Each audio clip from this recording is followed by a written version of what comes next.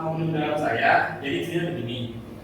Hari ini saya akan memberikan ilmu waktu saya diklat di BKSDM ya. Jadi diklat yang saya ikuti sekarang selama 2 minggu itu judulnya adalah tentang pembelajaran digital atau digitalisasi pembelajaran. Nah, saya mengambil konsep ini materi yang saya angkat adalah konsep asesmen pembelajaran digital.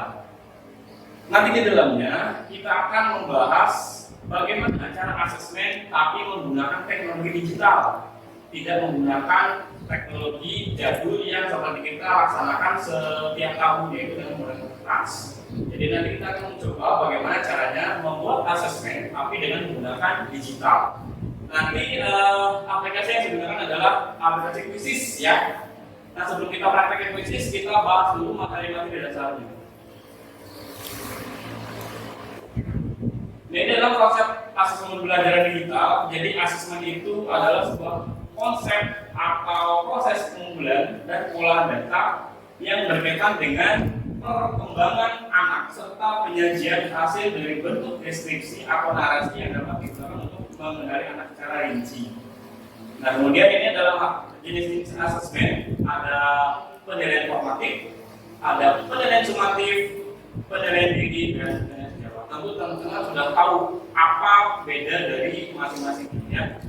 Kalau formatif itu kan penilaian yang sedang berjalan, misalkan ujian ulang harian dan kamu dulu. Nah, kalau penilaian sumatif itu adalah penilaian yang dilakukan secara keseluruhan, biasanya di akhir semester ya. Kemudian penilaian diri ini adalah asesmen yang dilakukan oleh peserta didik terhadap dirinya sendiri, dan penilaian sejawat adalah penilaian yang dilakukan oleh peserta didik terhadap teman sekelasnya atau rekan sebangkunya. Nah, secara umum tujuan asesmen itu ada 3. Yang pertama, membentuk kemajuan siswa, memberikan umpan balik, meningkatkan keterlibatan siswa. Dalam melakukan asesmen kita harus memperhatikan prinsip-prinsip ini, harus punya keadilan, keterbacaan, ketetapan, dan keabsahan. Nah, ini adalah cara penerapan asesmen digital dalam pembelajaran digital. Yang pertama, menggunakan teknologi terbaru, memfasilitasi penilaian berkelanjutan. Kemudian yang ketiga adalah menyesuaikan masukan dengan kebutuhan siswa. Nah, secara umum ada tantangan kita sendiri dalam pembelajaran digital. Yang pertama, kekhawatiran akan otomatisasi. Jadi maksudnya apa? Maksudnya ini, kekhawatiran bahwa teknologi asesmen dapat mengambil alih peran guru dan meninggalkan aspek perusahaan. Ini tidak seperti itu ya. Yang kedua, persyaratan teknologi yang besar, kekhawatiran privasi, dan ketidaksetaraan akses teknologi yang telah terjadi.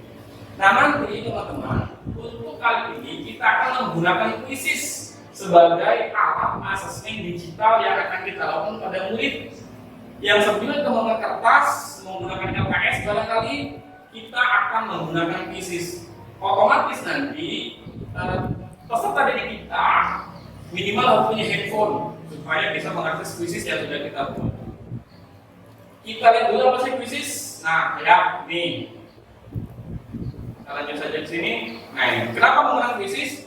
Quizizz merupakan platform asesmen digital yang menawarkan keunikan dengan berbagai fitur interaktif yang dapat meningkatkan keterlibatan siswa dan motivasi belajar. Secara garis besar, Quizizz itu seperti ini. Guru membuat kuis di Quizizz, kemudian membagikan kode kepada siswa, kemudian siswa memilih kuis tersebut yang sudah ada kodenya. Nah, sebelumnya kita harus membuat dulu kuisnya di aplikasi Quizizz supaya siswa bisa mengakses kuis yang sudah kita buat. Ini keuntungannya, kita menggunakan Quizizz yang pertama meningkatkan keterlibatan siswa, meningkatkan feedback, jadi kita bisa langsung membuat feedback pada saat itu dan bisa memantau kemajuan secara langsung. Ya, ini contoh penggunaan Quizizz untuk ulangan harian bisa, pembelajaran kolaboratif juga bisa, atau penggunaan program individu. Oke, sekian saja dari saya. Nanti kita langsung membuat Quizizz ya, praktek menggunakan Quizizz. Teman-teman sudah pernah mengenal puisis? Ya, oke, sudah. Kalau begitu nanti kita tinggal memperlanjut saja karena sekarang puisis ada fitur-fitur baru ya. Silakan Ibu Tanti dibuka laptopnya. Ibu ini buka laptopnya. Silakan Bu Yeni buka situs puisisnya. Nah, betul seperti itu. Ya, buka tab baru. Nah, buka puisisnya. Login dulu Bu. Login menggunakan akun Google. Bisa menggunakan email, bisa menggunakan akun Belajar ID juga bisa seperti itu. Ya, betul seperti itu. Nah, nanti silakan tuh pada feed. Ya? Oke. Nah, ini sudah ada puisis yang dibuat ya, yang waktu kemarin ya. Ini ada di bukan? Oh, sudah paham nanti. Ini kodenya udah muncul belum? Bisa ditunjukkan kodenya. Nah, ini nanti buku ini yang akan dibagi pada siswa. Kode ini nih.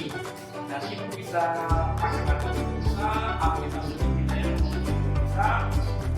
Melakukan ini. Ada berpertanyaan.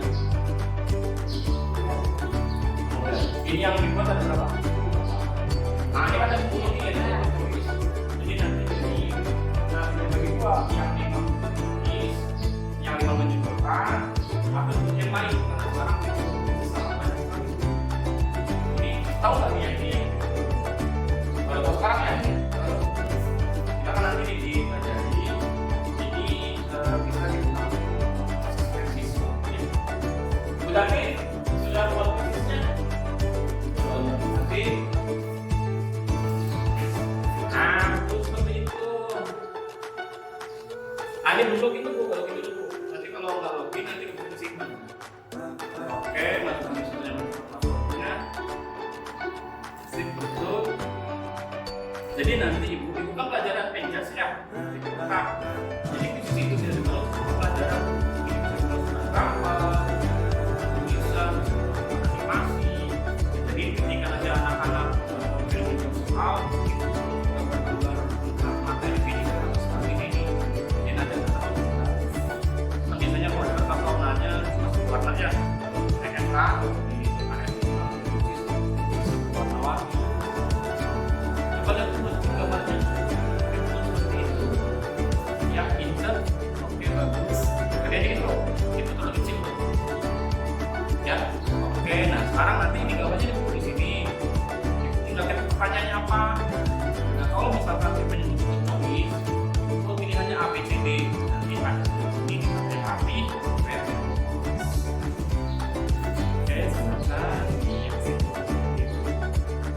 nah ada juga untuk misalkan untuk membuat pertanyaan suka, jadi nanti tidak tinggal klik ini sebelah sini. Oke, ketik pertanyaannya, kunci jawaban di bawah. Nah, bisa Bu? Baik.